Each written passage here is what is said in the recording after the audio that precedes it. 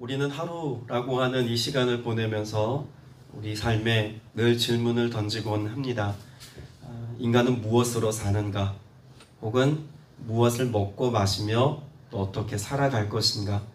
이런 근본적인 질문을 우리는 던지면서 삽니다.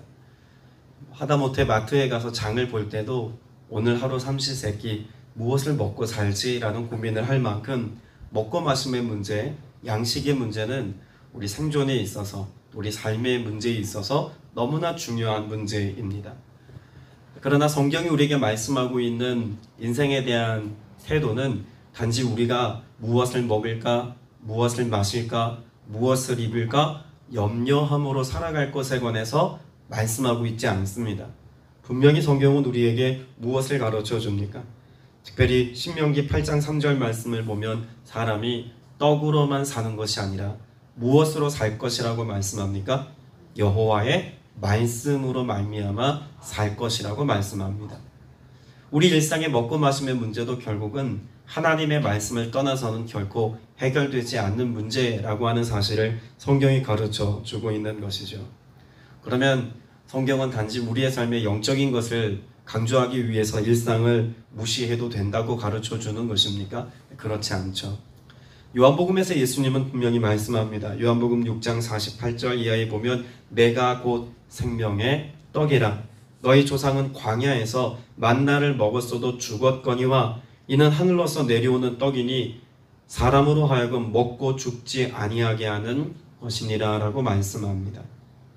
예수 그리스도께서 곧 만나가 되어주시겠다는 말씀인 것이고, 예수 그리스도와 함께 살아가는 우리의 삶 가운데 온전한 구원의 역사를 이루고 하나님의 은혜 안에 살아가는 사람이라면 하늘에 속한 신령한 은사와 은혜, 또 하늘로부터 우리에게 나리워지는 영적인 은혜뿐만 아니라 이 땅의 먹고 마심의 문제도 하나님이 책임져 주신다는 말씀인 줄로 믿습니다. 구원의 역사를 그리고 있는 출애굽의 역사가 그것을 잘 증명하고 있지 않습니까? 출애굽의 역사는 이스라엘 백성들이 종살이하던 그곳에서 나와 출애굽했습니다. 그리고 그들이 살아가는 현장은 어디입니까? 40년 동안 광야에서의 삶을 살죠. 하나님이 구원하신 그들로 하여금 이제 애굽에서 건져서 그들로 자유케 했으니 여기서 끝이라고 말씀하지 않으십니다. 하나님의 구원 여정은 출애굽과 더불어 시작됐다고 해야 더 옳은 말일 것입니다. 그리고 하나님은 광야에서 그들의 삶을 어떻게 경영하시고 인도하십니까?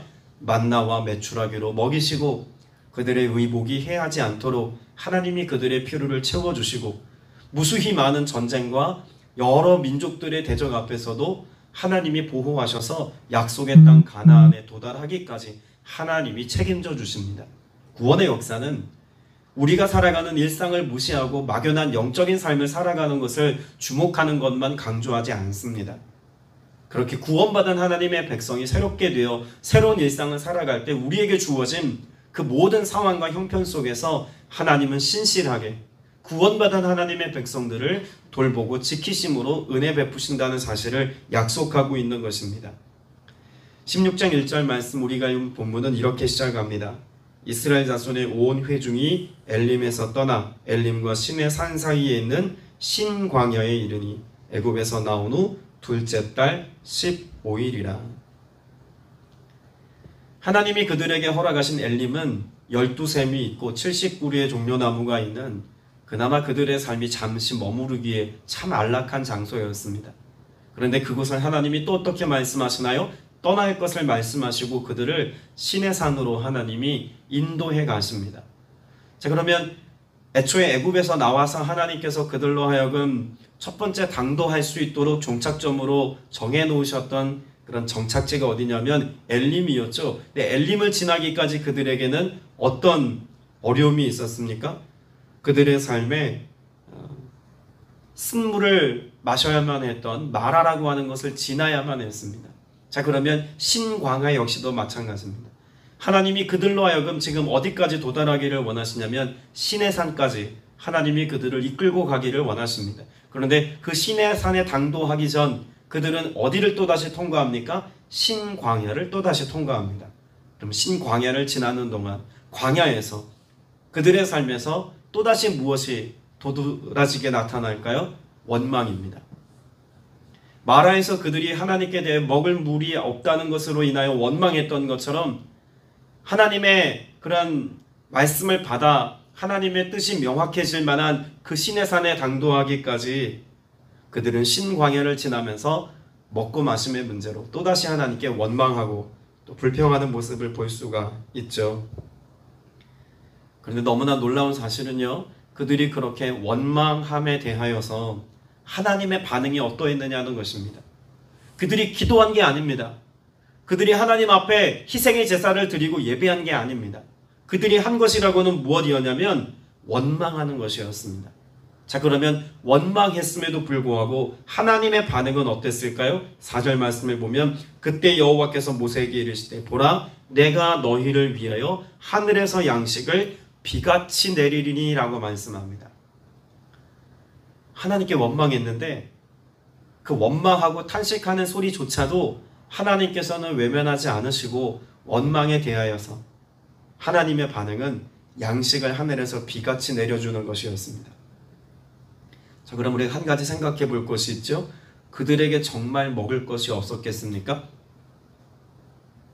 광야를 지나는 동안 지금 신광야에 도달한 그때에 먹을 것이 정말 없었을까요? 아니죠. 그들에게는 잡아먹을 수 있는 가축들이 있었습니다. 애굽에서 나올 때 금부치, 은부치만 갖고 나온 게 아니라 짐승들을 다 데리고 나왔죠. 그런데 모세와 아론을 통해서 이스라엘 백성들에게 하나님께서 각인시켜 준 것이 있습니다. 이것의 첫 번째 목적이 무엇입니까? 그들의 먹거리가 아님을 그들은 알고 있었습니다. 첫 번째 목적이 무엇이었죠? 하나님께 드려질 만한 희생의 제물로 가지고 나온 겁니다. 그러니 그들이 배고프다고 해서 이것을 그들의 양식으로 삼지 않겠다라고 하는 무엇이 있었던 겁니까? 적어도 믿음의 태도는 있었다는 이야기입니다. 하나님께서 그들에게 손에 붙여주신 짐승들이지만 이건 하나님의 것이니 우리가 손대지 않겠습니다. 그러나 당장에 우리 먹을 거리가 없으니 하나님 우리 먹을 것은 하나님이 책임져 주셔야 하지 않겠습니까? 라고 하는 원망이었다는 겁니다. 그러니까 여기에 원망은 정말 아무것도 없는데 원망하는 것이 아니라 그들의 손에 쥐어진 것이 있지만 하나님의 것과 내 것을 구별하여 내 것이 없음에 대한 원망이었고, 하나님은 그렇게 하나님께 예배함과 제사드림의 삶의 태도를 가지고 그들의 삶의 우선순위에 여전히 하나님이 있다는 것을 인지하고 살아가는 그들의 삶을 하나님이 그들이 책임져 주시겠다는 것으로 응답하셨다는 겁니다. 이 말씀을 오해하면 안 됩니다. 내 멋대로 내 마음대로 내가 원하는 것들을 흥청망청 마음껏 막 살면서 원망하고 불평하며 그렇게 살아가는 사람에게도 하나님은 응답하시더라 라고 하는 게 아니라는 이야기예요. 이 원망 속에는 적어도 하나님에 대한 경외함과 두려움과 하나님께 예배하는 삶에 대한 우선순위가 여전히 배제되진 않았으나 그들의 일상의 먹고 마심이라고 하는 현실의 문제를 가지고 탄원하고 탄식했다는 이야기입니다. 그때 하나님께서 그들의 삶에 양식을 주십니다. 자, 그런데 양식을 주시는 것도요, 무엇을 목적으로 하여 주셨는지를 볼 필요가 있습니다. 4절에 보면 후반부에 뭐라고 말씀하고 있습니까? 이같이 하여 그들이 내 율법을 준행하나 아니하나 내가 뭐하리라? 시험하리라. 아우, 하나님 치사하게 먹는 것 가지고 시험하세요. 하나님께서 여기 시험하신다는 말의 정확한 의미를 우리는 알아야 합니다. 하나님께서 그들을 다루어 보시겠다가 목적이 아닙니다. 하나님의 목적은 시험 그 자체에 있는 게 아니라 시험을 통해서 무엇 하시려고 하는 것입니까? 알게 하시는데 목적이 있습니다. 학교에서 선생님들이 어려운 시험 문제를 출제합니다. 그러면 아이들 골탕 먹이려고 학기마다 또 중간중간에 그렇게 시험을 내는 걸까요? 선생님이 많이 안다는 것을 과시하기 위해서 시험 문제를 내는 게 아니지 않습니까?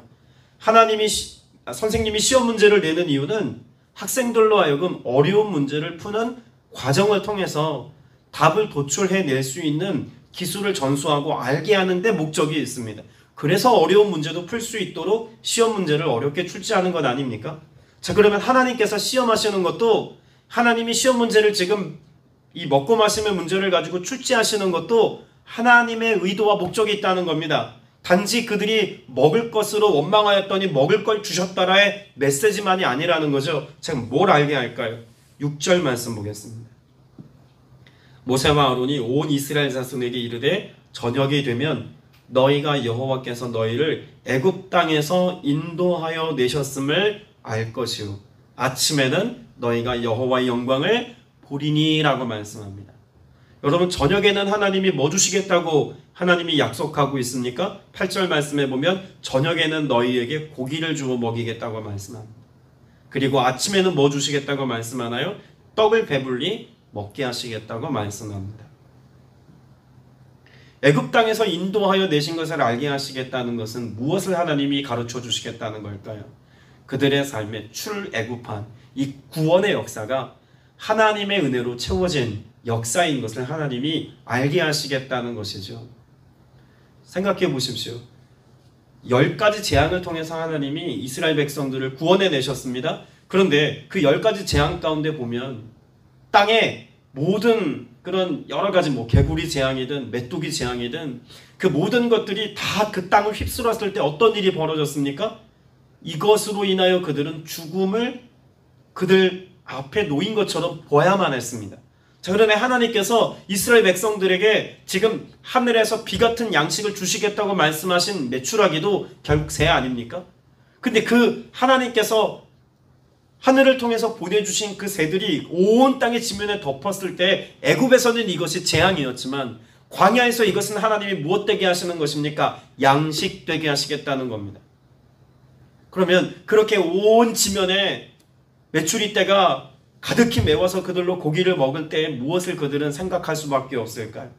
우리가 애굽에 있을 때 그 많은 새와 혹은 개구리와 메뚜기 같은 것들이 지나갈 때 우리에겐 죽음이었지만 이 모든 과정들을 통해서 오늘 광야를 지나는 지금의 때에는 내 생명을 구원하시고 먹을거리를 공급하시는 하나님의 구원의 은혜가 있으니 이 먹고 마심이 정말 하나님의 은혜고 하나님의 영광의 역사이구나 라고 하는 것을 떠올리지 않겠습니까? 그리고 그것을 단지 하나님을 아는 것으로 끝나는 것이 아니라 하나님의 영광을 보는 것이라고 말씀합니다. 만나를 볼 때마다 뭘 봅니까? 이건 하나님이 우리를 구원하시고 하나님이 구원받은 우리에게 일용할 양식을 채워주시는 하나님의 영광이고 하나님의 임재이고 하나님의 역사다 라고 하는 것을 보았다는 겁니다. 여러분이 만나가 언제 끝나죠? 가나안 들어가기 바로 직전에 끝납니다. 그럼 적어도 광야 40년을 지나는 내내 그들로 하여금 하나님이 알게 하신 것이 있다면 무엇입니까? 하나님의 구원입니다. 여러분, 우리 신앙생활하는 많은 그리스도인들이 무엇 가지고 살아가야 한다고 말씀하나요? 구원의 감격 가지고 살아야 한다고 말씀합니다. 죄인된 우리가 죄로부터 구속함을 입고 자격 없는 우리가 하나님의 자녀가 되고 우리의 스스로의 삶으로 살아갈 수 없는 인생이 성령의 인도하심을 따라 거룩한 길을 걷고 영원한 본향을 향해서 나아가는 천국 백성의 삶을 살아가는 이 모든 것이 하나님의 영광이요 하나님의 은혜임을 우리는 늘 감격하며 살아야 한다는 것입니다. 그런데 그것을 언제 기억하라고 하나님이 말씀하실까요? 하나님으로부터 주어진 만나를 대면할 때마다. 적어도 그들은 하루에 한 번씩 하나님이 공급하신 만나를 먹을 때마다 구원의 감격을 떠올리고 그들의 일상을 살아가지 않았겠습니까?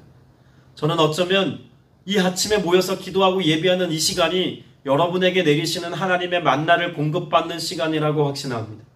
그렇다면 이 만나를 가지고 여러분 어떻게 살아가야 할까요? 만나를 보았다면 단지 이런 설교를 들었지, 이런 찬양을 불렀지가 아니라 하나님이 영광 중에 내게 임하셔서 이렇게 나를 인도하실 것이지 라고 하는 믿음의 확신을 가지고 그 하나님의 영광과 구원의 은혜에 대한 감격을 회복하며 일상을 살아가는 것입니다. 하나님의 말씀을 받는다는 것, 말씀이신 예수 그리스도께서 오늘도 내 안에 들려주시는 이 세미한 음성이 만나와 같이 공급되어지고 단지 이것이 영적인 은혜로만 여러분의 삶에 누림바 되는 것이 아니라 이것을 기반으로 해서 오늘도 내 삶에 필요한 전대, 그 주머니를 채우시고 필요한 양식을 공급하시고 필요를 따라 우리의 삶에 꼭 있어야 할 것들로 채워주시는 하나님의 은혜가 있음을 여러분들이 신뢰하여서 오늘 이 하루 하나님의 영광을 노래할 수 있는 저와 여러분 다 되시기를 주님의 이름으로 축복합니다. 8절 말씀에 보면 모세가 또 이르되 여호와께서 저녁에는 너희에게 고기를 주어 먹이시고 아침에는 떡으로 배불리시리니 이는 여호와께서 자기를 향하여 너희가 원망하는 그 말을 들으셨습니다. 우리가 누구냐? 너희의 원망은 우리를 향하여 함이 아니요 여호와를 향하여 함이로다. 여러분, 원망할 것이 있어도요, 사람에게 원망하지 마시기 바랍니다. 하나님 앞에 가지고 나와서 여러분의 탄식과 여러분의 슬픔과 여러분의 안타까운 문제들을 하나님께 고할 수 있는 여러분 되시기를 바랍니다. 이스라엘 백성들의 원망은 모세와 아론을 향한 것이었지만 이 말씀을 교훈 삼아 우리가 선택해야 될 탄식의 모습이 있다면 하나님께로 가지고 나와야 한다는 것을 명확하게 배울 수 있어야 하지 않겠습니까? 원망이 없으면 너무나 좋죠. 이 하루를 살면서 감사와 기쁨과 즐거움만 넘쳐나는 것이 분명 하나님의 뜻이고 또 그런 삶을 우리는 지향하며 살아야 합니다. 그럼에도 불구하고 때로 우리의 삶이 현실의 문제와 맞닿아서 원망할 것이 있다면 하나님 앞에서 탄식하십시오. 여러분, 이게 감사로 바뀝니다. 정말 감사로 바뀝니다.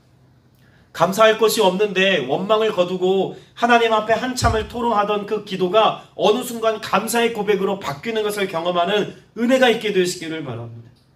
오늘 2부 예배를 마치고 기도하는 내내도 제 안에 의지적으로 감사의 고백들을 계속 끄집어내었습니다. 마치 밑빠진 독에 바가지로 물 굽는 것처럼 그렇게 하나님 앞에 감사의 고백을 고백하고 있는데 너무나 놀라운 것은 그 감사의 고백이 제 안에 기쁨의 샘이 되고 그것이 또다시 은혜의 풍성함이 되어서 얼마나 하나님 앞에 전심으로 감사하는 고백으로 바뀌었는지 모릅니다.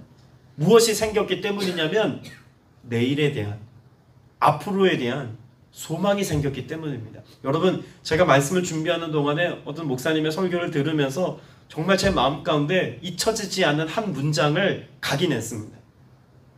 내일을 기억하다라는 문장입니다. 여러분, 내일을 기억할 수 있습니까?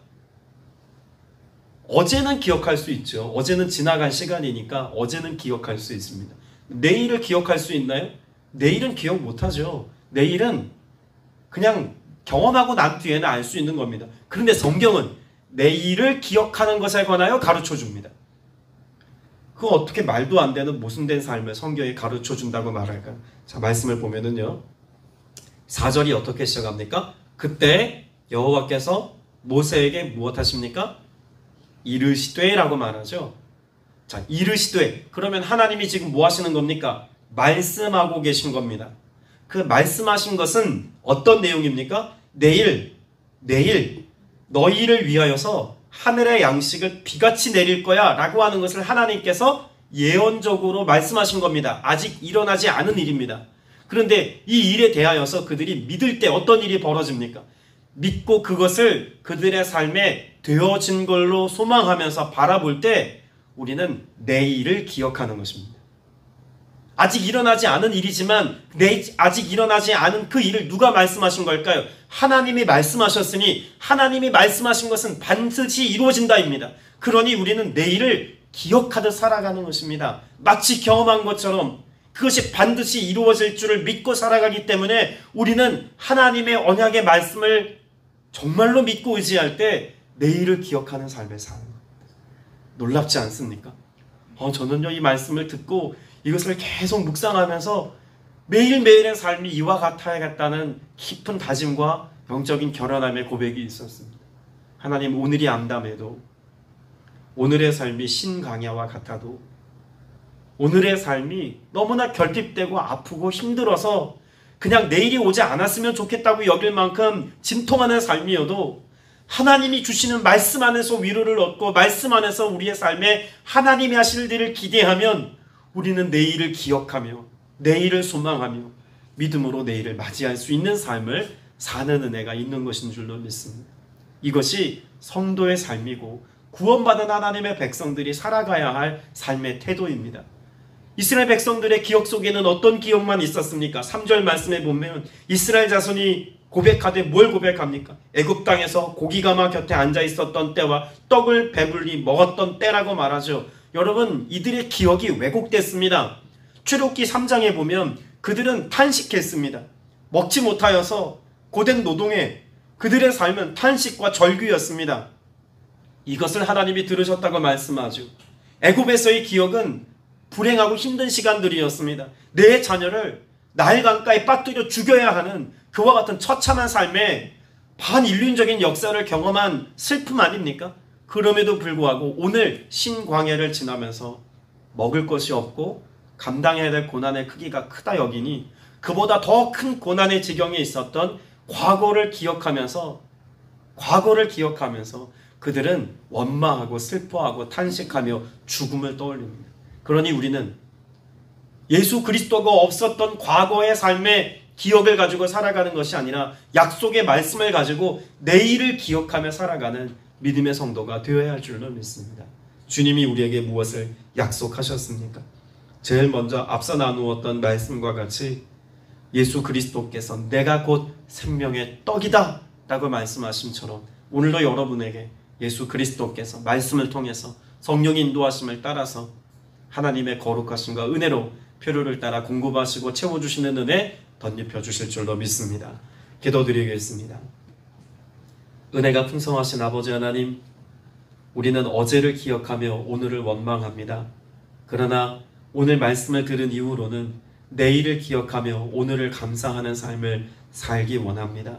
성령님, 우리의 힘으로는 감당할 수 없는 현실이지만 약속의 말씀을 믿고 의지하며 또 기도하며 또 예배하며 또 은혜를 사모하며 나아갈 때 그 놀라우신 아버지 하나님의 은총을 누리게 해주실 줄로 믿습니다. 성령님 역사해 주셔서 이 거룩하시고 복되신 주님만 바라보고 살아가는 주의 백성들에게 합당한 만나와 합당한 매출하기와 합당한 샘물을 허락하여 주시며 이 모든 것들로 감격에 넘치는 구원하신 하나님의 영광을 보며 살아가는 믿음의 지체들 되게 하여 주옵소서. 주님 앞에 귀한 예물 구별하여 드린 지체 있사오니 범사에 감사하며 주 은혜를 구하는 자에게 예비된 하늘의 신령한 복과 땅에 기름진 것이 가득하게 하시며 모든 지체들이 이 은혜를 함께 누릴 수 있도록 성령님 역사하여 주옵소서. 우리 구주 예수 그리스도 이름으로 간절히 기도드렸사옵나이다. 아멘.